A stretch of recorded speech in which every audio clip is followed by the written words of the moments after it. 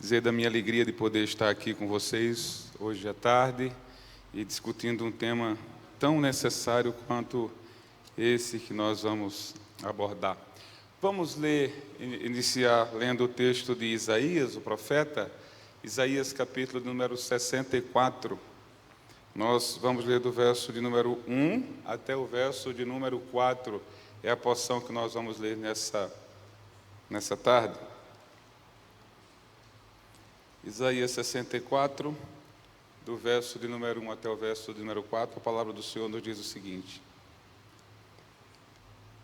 Ó, se fendesses os céus e descesse, se os montes tremessem na tua presença, como quando o fogo inflama os gravetos, como quando faz ferver as águas, para fazeres notório o teu nome aos teus adversários, de sorte que as nações tremessem da tua presença.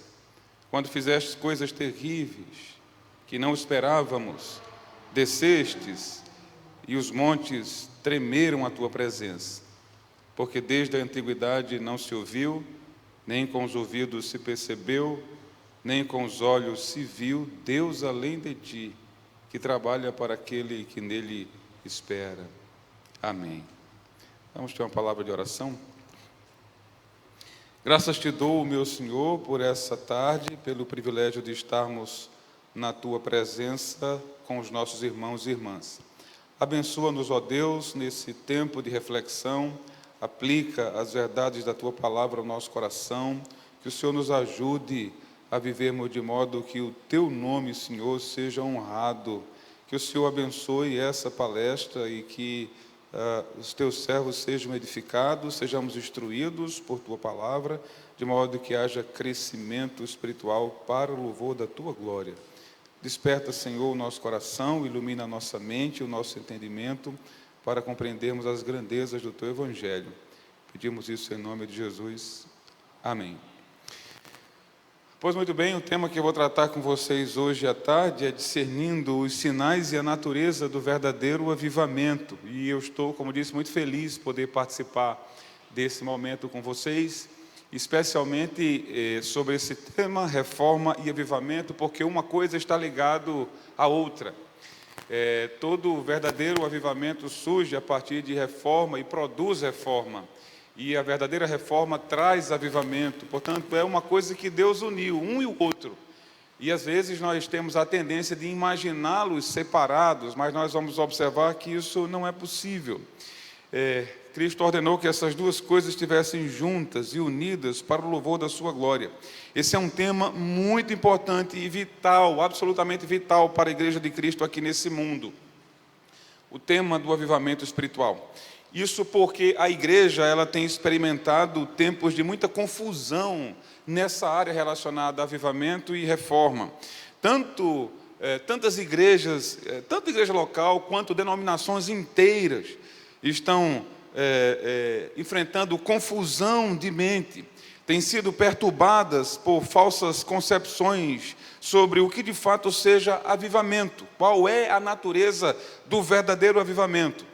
Ao longo, então, da caminhada, têm surgido diferentes posicionamentos dentro da igreja sobre a questão relacionada ao avivamento. E nós precisamos estar atentos para não seguirmos nenhum dos posicionamentos que são claramente contrários à Escritura. Se de fato estamos desejosos de buscar avivamento, precisamos estar atentos sobre aquilo que o Senhor nos diz em sua palavra. Veja, por um lado, nós temos aqueles que acham que a igreja não precisa de avivamento. De fato, há pessoas que chegam a ensinar isso. Estão ensinando que a igreja não tem necessidade nenhuma de avivamento. Muitos, inclusive, que confessam a fé reformada. Nós estamos discutindo reforma e avivamento. Pois bem, muitos que professam a crença na teologia reformada, na fé reformada, têm militado contra essa maravilhosa obra do Espírito. A história dos avivamentos nos relata essa triste realidade. E a igreja ela deve estar atenta para aprender as lições que a história pode lhe dar, principalmente os seus ministros, os seus obreiros, aqueles que estão à frente da igreja de Cristo. Por outro lado, também nós temos aqueles que, sob pretexto de estarem buscando um verdadeiro avivamento, eles têm cometido verdadeiras atrocidades do ponto de vista bíblico e teológico, em nome de uma busca por avivamento que nada tem a ver com aquilo que a Escritura nos ensina. Uma e outra tendência são igualmente prejudiciais à Igreja de Cristo. E eu estou orando para que o Senhor nos abençoe com essas conferências e nós cresçamos na nossa compreensão sobre o que de fato significa avivamento e que nós possamos buscá-los pela graça de Deus. O Dr. Martyn Lloyd-Jones, que era um congregacional inglês do século passado, um homem que era um verdadeiro entusiasta com relação ao avivamento. Escreveu muito sobre avivamento, pregou sobre avivamento, era um grande conhecedor das histórias dos avivamentos. Ele se queixa que no século XX, o século XX demonstrou um prejuízo, uma prejudicial falta de interesse por temas relacionados ao avivamento. Como que se durante o século XX a igreja perdeu a paixão, o interesse, o desejo de experimentar avivamento. E ele dá várias razões para que isso aconteça. Várias razões para mostrar a falta de interesse que a igreja passou a ter por avivamento. Eu vou destacar apenas duas razões que eu acho que são bem contextualizadas e nos ajudarão a compreender esse tema que vocês estão tentando discutir, reforma e avivamento. A primeira razão que o Dr. Martyn Lloyd-Jones ele apresenta para o desaparecimento do interesse por avivamento na Europa e no seu contexto, no século XX, meados do século XX, ele diz que foi o declínio da teologia reformada. Isso é muito interessante, porque na leitura dele, quando a teologia reformada, quando a reforma declinou, o interesse por avivamento começou a desaparecer de dentro da igreja. Isso porque o movimento de reforma está muito ligado e muito relacionado à obra dos avivamentos e às obras que o Espírito Santo realizava nesse contexto. Eu estou plenamente convicto de que o Dr. Martyn Lloyd-Jones ele estava certo na sua observação, pois quem conhece a história da igreja sabe que os grandes avivamentos, e vamos pensar somente do período da reforma do século XVI para cá, todos os grandes avivamentos do século XVI para cá se deram em igrejas de tradição reformada, igrejas congregacionais, igrejas presbiterianas, que eram de tradição reformada e calvinista. A exemplo, eu podia citar, por exemplo, vários exemplos de avivamentos que aconteceram na história da igreja. Por exemplo, os grandes avivamentos que aconteceram na Irlanda do Norte, eles começaram por volta do ano de 1620, entre igrejas de tradição reformada. Também os avivamentos que aconteceram na Escócia, avivamento por meio de ministros notáveis, como Richard Baxter, que desfrutou um grande avivamento, David Dixon, Samuel Rutherford, todos eles no século XVII. O mesmo acontece durante o século XVIII, os grandes avivamentos que ocorreram na Alemanha, em 1727, por exemplo. Vamos lembrar do maravilhoso avivamento que é tão contado, tão historiado no país de Gales, durante os anos de 1735, e também aconteceu entre ministros daquela região de confissão reformada, os chamados grandes avivamentos que aconteceram em 1735 até 1740 e que teve início dentro de uma igreja congregacional, como ministro congregacional de tradição reformada. Então, o que eu estou dizendo, e se nós continuarmos o século XIX, 1658, no país de Gales, 1659, 1903, 1905, o que eu estou querendo dizer é que dentro das igrejas reformadas era absolutamente comum estourar movimentos de avivamento. O Senhor derramava a sua graça e do seu Espírito Santo sobre essas igrejas de tradição reformada, igrejas congregacionais, igrejas presbiterianas, muitas outras igrejas que saíram da reforma, e através da pregação da palavra, da vida de oração, as igrejas começaram a experimentar vários movimentos de avivamentos no seu seio. Por que esses dados históricos são importantes? Pode ser que você esteja pensando, mas o que tem a ver todas essas questões históricas com a gente aqui? Tem tudo a ver. Sabe por que são importantes? Porque, ao contrário do que muita gente pensa, os avivamentos não são uma realidade ligada ao movimento pentecostal. O pentecostalismo é uma realidade do século XX. Começa nos Estados Unidos, chamada Rua Azusa, chega no Brasil em 1911, 1910. Em 1911 surge a Igreja Assembleia de Deus, a igreja, antes disso, a Igreja Congregação Cristã do Brasil e vários outros movimentos pentecostais.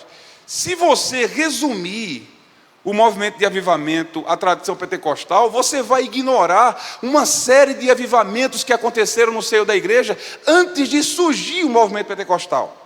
A falta de informação hoje no meio das igrejas é tal que muitos crentes pensam que os avivamentos surgiram quando apareceu o pentecostalismo. E isso não é verdade. Isso é um erro histórico. O pentecostalismo surge no século XX e desde o século XVI, desde o século XVI, XVII, o Senhor vem derramando vários avivamentos em várias igrejas, na região da Europa, na América, em todas aquelas regiões do antigo mundo, do antigo continente, e derramando do seu espírito e proporcionando à igreja várias experiências com um avivamento. E isso precisa ficar claro para nós antes que façamos leituras equivocadas. Um outro problema, e aí por isso que o Dr. Martyn Lloyd-Jones diz, quando declinou o interesse pela teologia reformada, declinou também o movimento de avivamento. Porque eles estavam muito interligados, a teologia reformada chamava a igreja para amar as Escrituras e para a proclamação das Escrituras, para a revelação da grandeza de Deus e de sua glória. Quando isso começa a declinar, quando a teologia liberal começa a entrar dentro das igrejas, quando as igrejas começam a deixar de crer na palavra de Deus, na Bíblia como sendo palavra de Deus, e o declínio espiritual começa a ser imposto sobre a igreja, então também as obras de avivamentos começam a declinar. Isso é muito interessante. Especialmente para aqueles que não sabiam que havia vários movimentos de avivamentos desde a Reforma. Mas há um segundo fator que o Dr. Martyn Lloyd-Jones diz que é razão para trazer prejuízos sobre o movimento de avivamento durante o século XX. Ele diz que o outro fator que atrapalhou muito foi a compreensão sobre a compreensão do verdadeiro avivamento, foi a influência de um teólogo chamado Charles Finney. Finney foi um teólogo presbiteriano que depois teve guarida entre muitos congregacionais e entre a igreja congregacional, e ele era um teólogo, na verdade ele era alguém formado em direito, começou a estudar teologia, não estudou teologia, não dedicou-se ao estudo da teologia, não tinha formação em teologia, mas ele era alguém formado em direito, ele compõe uma teologia sistemática que inclusive foi traduzida para o Brasil e está à disposição, mas ele tinha muitos erros doutrinários. Ele encarna em sua teologia vários desvios da tradição teológica vinda da grande reforma protestante e das expressões do cristianismo ortodoxo. E Finney, apesar de ser um cristão crente, um cristão que amava a Deus e que amava a igreja, ele experimentou vários desvios. E ele cria que o avivamento era resultado de um planejamento que a igreja e seus líderes tinham que fazer. Isso era uma novidade, porque até então a igreja cria que o avivamento era uma obra exclusiva do Espírito Santo, governada por ele. Finney não, ele escreve, por exemplo, uma obra para falar sobre a ciência dos avivamentos. Ele cria que o avivamento tinha certas técnicas que você utilizava para atrair avivamento. Assim sendo, nós poderíamos produzir avivamento. É daí que vem essa lógica hoje no meio das igrejas, de que nós podemos produzir avivamento. Chamamos pessoas para produzir avivamentos, para fazer essas obras de avivamento, tentando de alguma maneira produzir algo que só pode ser realizado por Deus, o Espírito Santo. Essa ideia vem lá de trás, vem dessa figura chamada Finney, que tinha essa compreensão de que era absolutamente possível manipular isso. Finney cria que nós podíamos produzir isso, podíamos seguir certos caminhos, dar certos passos, e se fizéssemos tudo corretinho, como um agricultor que vai, semeia, que planta a sua semente, que rega, toma todos os cuidados, e então nasce a planta e ele colhe aquilo. Pois bem, passou-se a ideia de que nós então poderíamos fazer a mesma coisa, se tomássemos certas precauções, se agíssemos de determinadas formas, se usássemos certas técnicas, nós poderíamos produzir avivamento. E isso foi um rompimento com a tradição reformada, com a forma como a igreja entendia as obras de avivamento. A igreja sempre compreendeu que o avivamento era uma obra exclusiva do Espírito Santo. Tudo que a igreja podia fazer era orar, desejando, ansiosa, clamando, suplicando que o Senhor molhasse a sua terra, que o Senhor visitasse a sua vinha. Ela podia pregar as Escrituras, ela podia orar, aguardando com fé, com confiança de que o Senhor poderia atendê-la. Mas a igreja não cria que ela tinha poder para produzir esses avivamentos. E isso é uma cilada para nós. Igrejas que creem que o avivamento é uma obra produzida por nós, vai abrir as portas para vários prejuízos. Manipulação das pessoas, frustração no coração de muitos, desvios, negociação, negociata sobre as verdades do Evangelho, o modelo bíblico estabelecido com simplicidade na Escritura. Se a igreja do Senhor deseja ansiar por avivamento, deseja avivamento, quer experimentar avivamento, precisa voltar-se para as Escrituras, aprender o que a Escritura diz sobre isso, aprender com a história da igreja, ver como o Senhor tem agido no meio do seu povo, há certas ações que são comuns em épocas de avivamento, e a igreja precisa verificar se dentro dela, se no meio do seu povo, esses elementos estão presentes. Então vejam, o Dr. Martin Lloyd Jones diz que há certas características gerais que estão sempre presentes no avivamento e certas características muito específicas que pertencem às obras de avivamento que nós devemos atentar para ver se nós estamos experimentando isso. Primeiro, ele diz que em todo avivamento, o que é que surge? Surge, evidentemente, um senso poderoso da majestade divina. O que se quer dizer aqui é que Deus toma conta de toda a cena.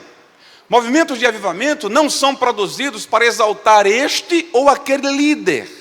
Movimentos de avivamento não são produzidos para colocar o homem em evidência. Não importa quão gloriosamente seja um ser humano usado em tempos de avivamento, sempre a glória será conduzida para Deus. O propósito de avivamento é exatamente esse. A igreja passa a experimentar, não somente a igreja, mas aqueles que estão debaixo de sua influência, muitas vezes pessoas que não são crentes, mas que aproximam-se da igreja, passam a desfrutar e a experimentar algo desse senso majestoso da presença de Deus. Junto com esse senso majestoso da presença de Deus, também o senso de pecaminosidade pessoal começa a nos alcançar. É evidente que na proporção que nós nos aproximamos de Deus, também vai ficando claro quais são as verdades com relação a nós. Quanto mais próximo de Deus chegamos, mais consciência de quem nós somos passamos a ter. E quem nós somos? Pecadores, indignos. Quem nós somos? Nada. Criaturas pecaminosas que são salvos exclusivamente por obra da graça divina. Então, em épocas de avivamento, a majestade de Deus se impõe, a nossa consciência é despertada para compreendermos a nossa pecaminosidade, nós sentimos a nossa maldade, mas não somente isso, com esse profundo senso de nossa pecaminosidade, surge também uma percepção gloriosa e profunda da graça salvadora. Porque, do contrário, ninguém suportaria se somente a majestade de Deus se impõe a nós e o nosso senso de pecaminosidade se aguça em nossa mente e em nosso coração. Se nós ficássemos apenas aqui, nós seríamos destruídos. Então, com isso, vem também aquela percepção profunda da graça de Deus, da graça salvadora, da graça libertadora. E, a partir daí, começa a haver no meio da igreja preocupações evangelísticas.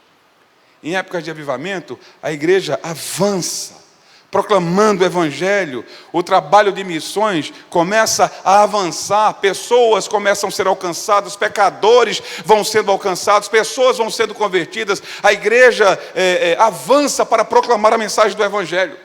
E no meio disso tudo, em épocas de avivamento, há uma coisa central aqui, a saber, o lugar da pregação.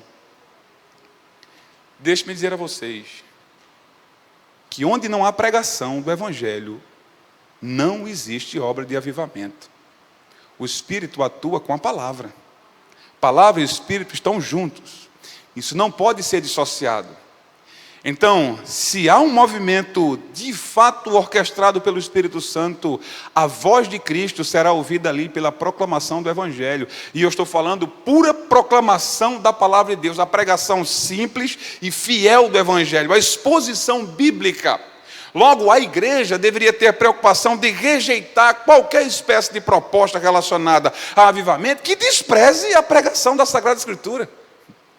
Porque isso não combina nem com o que está posto na Escritura Sagrada, nem com o que está posto na história da igreja.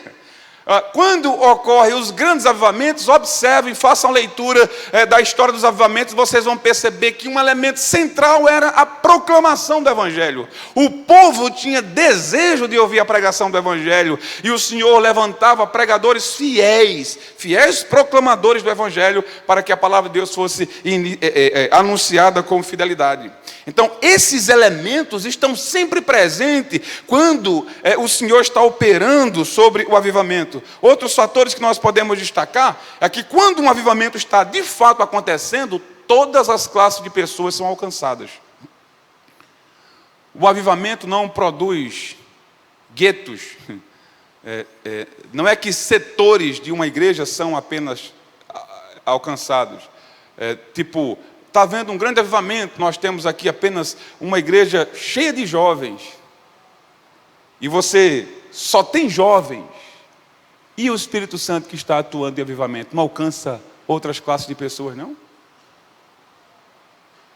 Está havendo um grande avivamento, um grande despertamento, um monte de intelectual está entrando aqui dentro da igreja, gente que vem da universidade, só?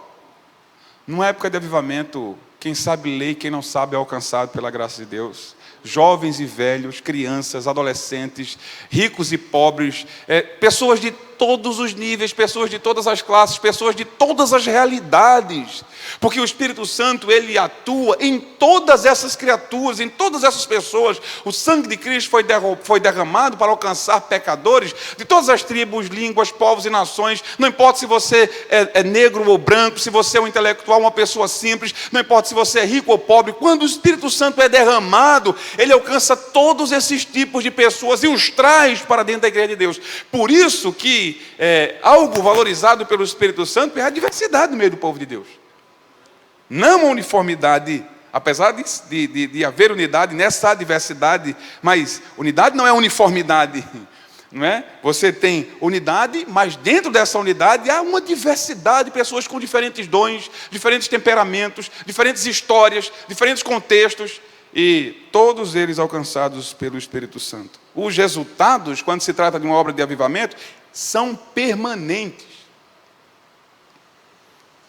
Então, às vezes as pessoas questionam sobre os efeitos físicos que aconteciam nos avivamentos. Aconteciam realmente. Mas você não sabe que na época do avivamento havia pessoas que às vezes caíam no chão. É verdade. Mas quando elas levantavam, não eram as mesmas, não. Haviam sido, de fato, transformadas pela obra da graça. Hoje em dia, você observa vários movimentos de avivamento, o sujeito vai e lá dentro ele parece tão poderoso, capaz de pegar o diabo pelo chifre, rodar e sacudir, feito Chicó, né? Mas no dia seguinte, cadê a força, varão? No dia seguinte está abatido por causa daquela provação. Quando o avivamento vem, ele produz frutos permanentes. E às vezes para nos sustentar por longas décadas, longos períodos, a força daquela visitação espiritual e sobrenatural que o Senhor fez sobre nós, às vezes dura anos e anos e anos e anos e anos. Também nós aprendemos que o povo que está debaixo da influência do avivamento possui um profundo desejo por Deus e por uma vida santa.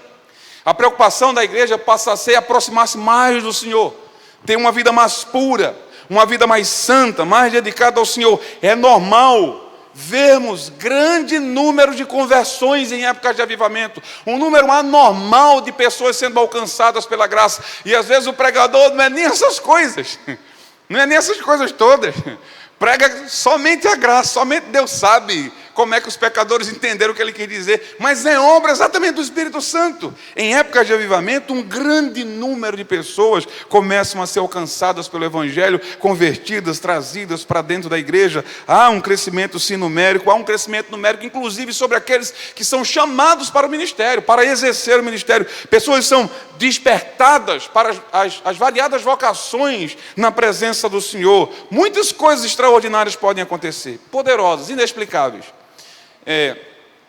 O pessoal de tradição reformada não tem que ter qualquer receio com relação a isso.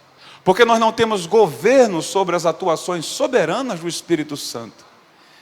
E, sobre hipótese alguma, deve haver temor aqui. Em épocas do avivamento, coisas miraculosas, coisas extraordinárias, coisas inexplicáveis acontecem.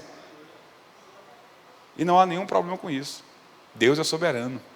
E Ele age segundo a sua soberania, segundo a sua vontade e segundo o seu propósito. Agora, por que acontece avivamento? Qual é o propósito do avivamento? De novo digo, nós precisamos corrigir as nossas perspectivas sobre a obra do avivamento. A obra do avivamento não ocorre para glorificar uma igreja, ou o pastor à frente dessa igreja, ou quem quer que seja que esteja envolvido nisso. Em primeiro lugar, a obra do avivamento ocorre para que Deus receba toda a glória. Deus deve ser glorificado. Deus é glorificado quando o Senhor derrama avivamento sobre o seu povo. Em segundo lugar, o bem da igreja é visto nisso.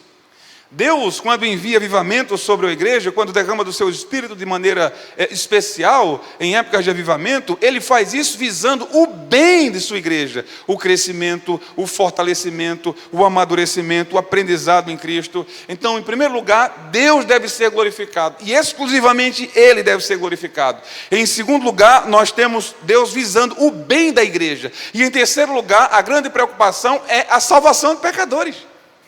Um grande número de pecadores vão sendo alcançados. E em épocas de avivamento, o que a igreja não consegue fazer muitas vezes em 10 anos, Deus pode fazer em um dia, em alguns momentos. Se vocês leem, por exemplo, o diário de David Brainerd e o trabalho que ele faz entre os índios americanos, os índios de pele vermelha, e tantos anos que ele gastou tentando evangelizar aquele povo, tentando pregar aquele povo, nada. E no único dia, quando Deus visita aquele povo em avivamento, milhares e milhares de índios vão convertendo-se, vão entregando o coração a Cristo e vão sendo transformados pela obra da graça, e uma grande obra é realizada ali, porque é Deus quem salva pecadores. Quem salva pecadores não é o pastor, nem a pregação do pastor. Quem salva pecadores é Deus, o Espírito Santo, quando Ele aplica a verdadeira pregação ao coração dos pecadores. Então, o propósito do avivamento é esse. Agora, quais são os efeitos do avivamento? São muitos. Como eu disse, efeitos físicos. Muitas pessoas experimentam me falta a palavra, mas talvez eu vou usar essa, uma carga especial da presença de Deus, do seu Espírito Santo, que tem influência sobre toda a nossa estrutura física. Não há como negar isso. E nem precisamos negar. Há efeitos mentais. Lemos sobre muitos pastores que tiveram uma liberdade de mente absolutamente gigantesca em tempos de avivamento, para memorização das Escrituras, para compreensão das Escrituras, facilidade na proclamação, poder na proclamação, efeitos sobre a oratória. Outro dia eu estava lendo um texto sobre um pastor que quando participou do avivamento que aconteceu no século XIX, ele pregou com tanta liberdade, com tanto poder, de uma maneira tão extraordinária. Ele era um pregador muito tímido, um pastor muito simples. E ele pregou para um grande auditório, num poder extraordinário, depois voltou a ser quem ele era. Nunca mais ele desfrutou daquilo. Para que ficasse claro que o tesouro é de Deus, a gente é só o barro que recebe o tesouro. Esse tesouro está em vaso de barro, assim como eu e como você. O Senhor pode alargar o nosso conhecimento bíblico. É possível que haja previsões futurísticas? É possível. Em épocas de avivamento. Como eu disse, nós não temos condição e nem estamos na altura de dizer o Senhor faz isso, mas o Senhor não faz isso. O Senhor pode agir aqui assim, mas o Senhor não pode agir aqui assim. Não, Deus é livre e é soberano. E é Ele quem governa e quem conduz todas as coisas. Agora, como é que se dá o avivamento? O avivamento se dá primeiro quando a gente vai compreendendo a nossa própria situação calamitosa. Quando a gente sabe que precisa de avivamento e começa a buscar avivamento. Assim aconteceu na época do rei Josias, que entendeu a crise sob a qual estava submetido o seu reino.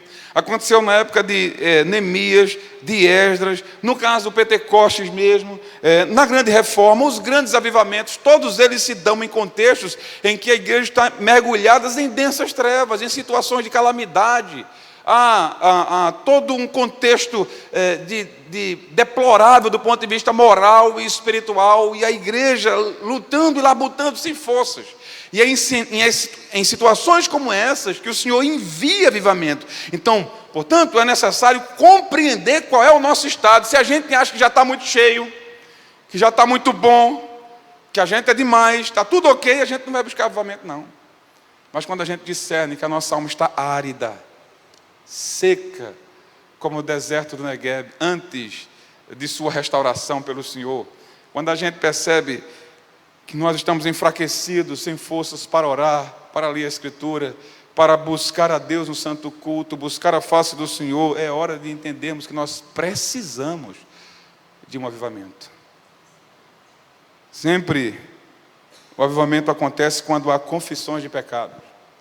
Nenhum avivamento vem sem que haja convicção de pecado e quebrantamento, consciência de que nós somos pecadores, grande convicção de pecado vindo sobre nós, consciência do perdão que a presença divina traz, grande convicção sobre as verdades do Evangelho. É por isso que em época de avivamento, as verdades do Evangelho são pregadas com frequência, as verdades bíblicas são explicadas com clareza, são proclamadas com poder, com graça, para que a igreja se apegue a essas verdades. Poder e ousadia na proclamação da verdade são concedidos à igreja em épocas de avivamento, louvor, ação de graças, tudo isso está presente. Agora, quando Deus vai realizar essas obras de avivamento, quais são os instrumentos e quais são os métodos que Deus usa?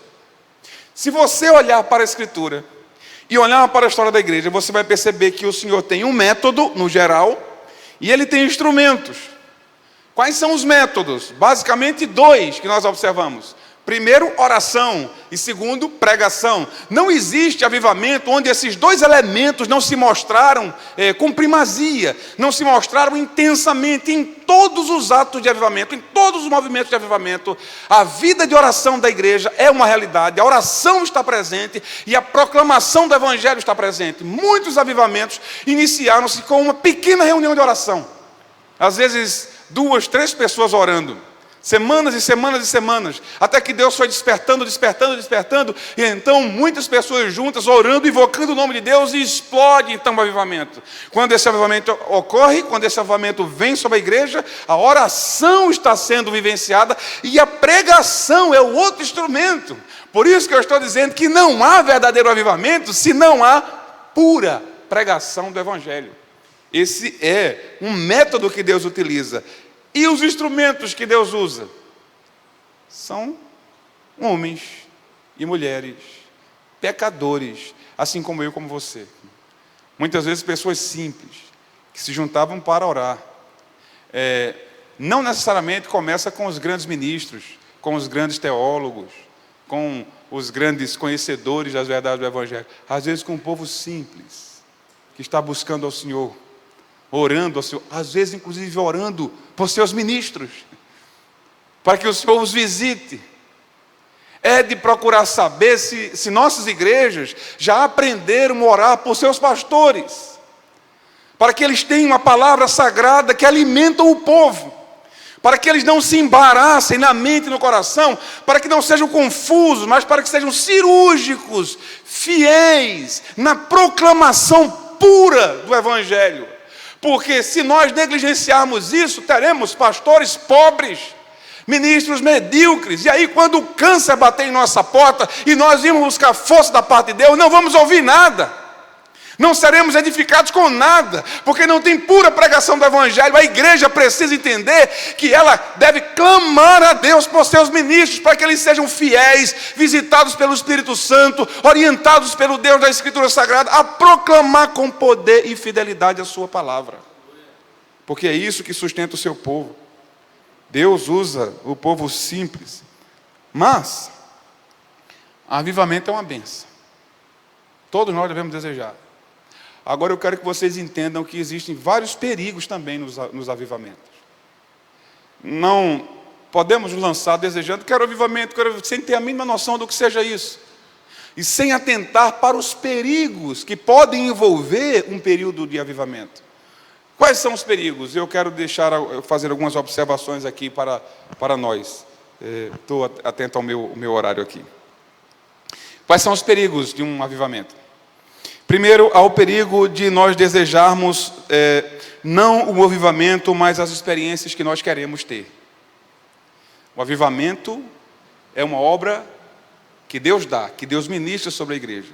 Às vezes nós não estamos desejando o avivamento, mas nós estamos simplesmente desejando ter experiências que nós queremos ter.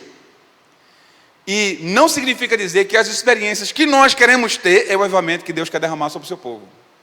Então precisamos ter a mente afiada para entender que nós devemos desejar o que Deus quer dar. E Deus promete derramar do seu Espírito sobre o seu povo.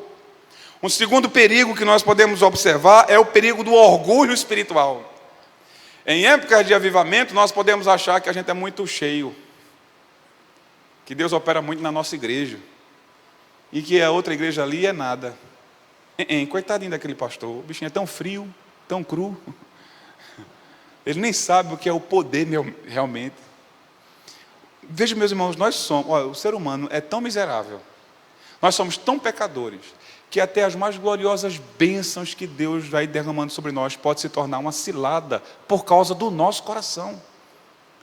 Então, em época de avivamento, nós precisamos ter cuidado para não desenvolvermos um coração soberbo, arrogante, orgulhoso, de modo que nós somos cheios do Espírito Santo, mas os outros nada são.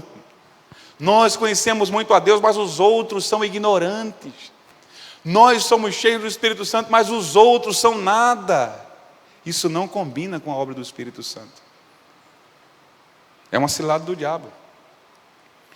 Um outro perigo do avivamento é não compreendermos que nenhum avivamento é 100% puro. Vamos entender isso. Nenhum avivamento é 100% puro. E por que não? Porque os avivamentos não acontecem entre os anjos. Os avivamentos acontecem entre quem? Entre as pessoas que são pecadoras. Portanto, não pode ser 100% puro, porque aqueles que são afetados por esse avivamento não são 100% puros, são pecadores. E uma série de desvios podem começar a acontecer em tempo de avivamento. Em época de avivamento, vocês começam a experimentar várias experiências. Essas experiências podem ser verdadeiramente divinas, podem ser experiências meramente humanas, psicológicas, sugestionadas, podem ser experiências diabólicas. Como é que a gente vai discernir? Como nós vamos saber? Veja, diz que o grande evangelista George Whitefield estava pregando, e num de seus sermões, ele estava falando sobre a ira de Deus, e esse pregador ele tinha dons de oratórias extraordinários. Era capaz de deixar as pessoas suspensas, até grandes filósofos ateus corriam para ouvir Whitefield pregar. Uma vez ele ia pregar em um determinado lugar na Inglaterra, e David Hume passa correndo, e alguém disse: para onde? Eu vou ouvir o pregador Whitefield. E aí alguém disse: mas você não acredita no que ele disse? Mas ele acredita. A forma como ele pregava era tão interessante, que até muitos céticos que não acreditavam queriam ouvi-lo.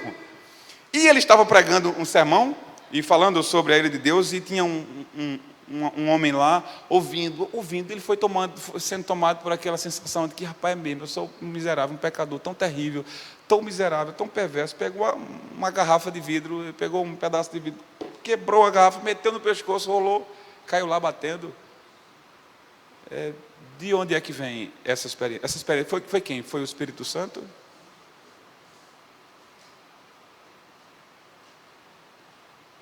Foi Satanás, numa época de avivamento? Como é que eu vou saber? Ora, o texto sagrado diz que a tristeza, segundo o mundo, opera a morte, né? Vai gerando a morte, né? Se é uma tristeza que é operada por Deus, vai gerar arrependimento para a vida. A igreja, então, em época de avivamento, ela precisa ter lâmpada para seus pés e luz para o seu caminho, que é o quê? Que é a palavra de Deus. Porque senão ela vai tropeçar nas experiências que ela pode desfrutar. E essas experiências, a complexidade humana é extraordinária. Podem ser experiências meramente psicológicas, humanas, sugestionadas. Podem ser experiências até mesmo enviadas pelo próprio inimigo. E experiências gloriosas vindas da parte do próprio Deus. O que é que vai proteger a igreja em tempos assim? A palavra sagrada. Se a igreja desprezar essa palavra, ela vai entrar num pântano escuro sem fim e vai se perder completamente. Há o perigo de nós desprezarmos os meios ordinários para o avivamento e para o sustento da igreja. Então, às vezes a gente pode estar tão envolvido com o avivamento que a gente despreze os meios ordinários, tanto para a chegada do avivamento, como para o sustento da igreja nesse período de avivamento. Quais são os meios ordinários? Oração, pregação da palavra de Deus, pregação pura e simples, os atos de culto, de devoção. Nós então devemos ter cuidado com as escrituras sagradas, a liderança cristã, os ministros, os presbíteros, os diáconos da igreja, a liderança da igreja, uma provisão de Deus para conduzir a igrejas em tempos como esse. Então, em época de avivamento, se eu estou muito cheio, eu desprezo muitas vezes o conselho do outro. Não preciso lhe ouvir não, porque eu sou cheio do Espírito Santo. Isso é um perigo. É um erro. Há o perigo de procurar eternizar o avivamento. Não foi o propósito de Deus que o avivamento fosse eternizado, senão a gente estava vivendo ele até agora. Deus é quem envia avivamento. Vamos entender isso. É Deus quem envia o avivamento, é Deus quem faz cessar o avivamento, e nós só podemos, pela graça, desfrutar do avivamento. Eu devo entender que o Deus que manda o avivamento é o Deus que recolhe o avivamento. Deus envia o avivamento, Deus faz cessar o avivamento, e o papel da igreja não é eternizar o avivamento. E às vezes a gente fica querendo isso, querendo fazer isso, e aí a gente coloca a nossa mão e os nossos pés e tudo o que vem de nós, e não tem nada a ver mais ali com a obra divina. Há também a tentação de querer produzir uma obra, que é uma realização exclusiva de Deus. Olhe, a igreja não produz o avivamento. Pastor não produz avivamento. Os crentes não produzem avivamento. Nós buscamos avivamento, e Deus atende-nos segundo o seu propósito bendito e supremo.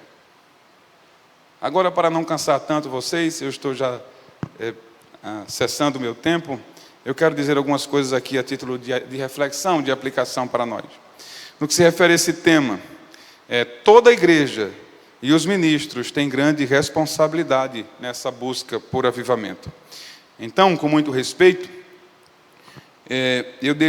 eu quero deixar algumas recomendações, algumas instruções para mim, para os meus irmãos pastores e para toda a igreja do Senhor.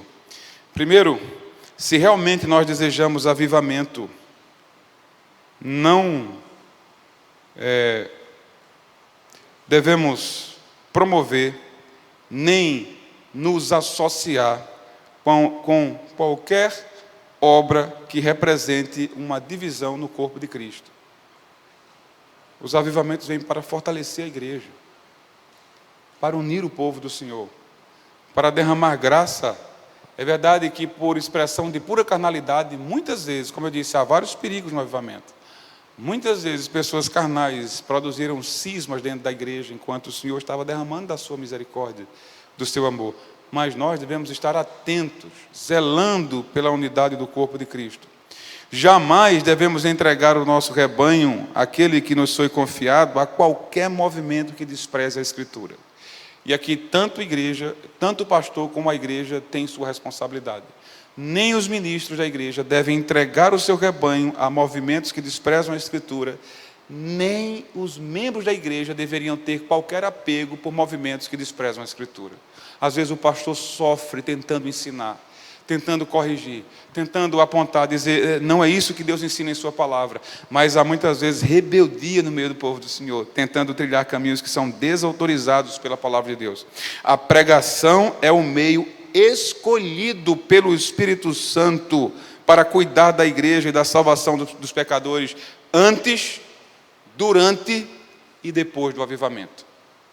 A pregação é o meio escolhido pelo Espírito Santo para cuidar da igreja e alcançar pecadores antes, durante e depois do avivamento. Portanto, se o Espírito Santo escolheu a pregação como principal instrumento de edificação da igreja, que sabedoria é essa que nós temos, que achamos que podemos desprezar aquilo que o Espírito Santo escolheu?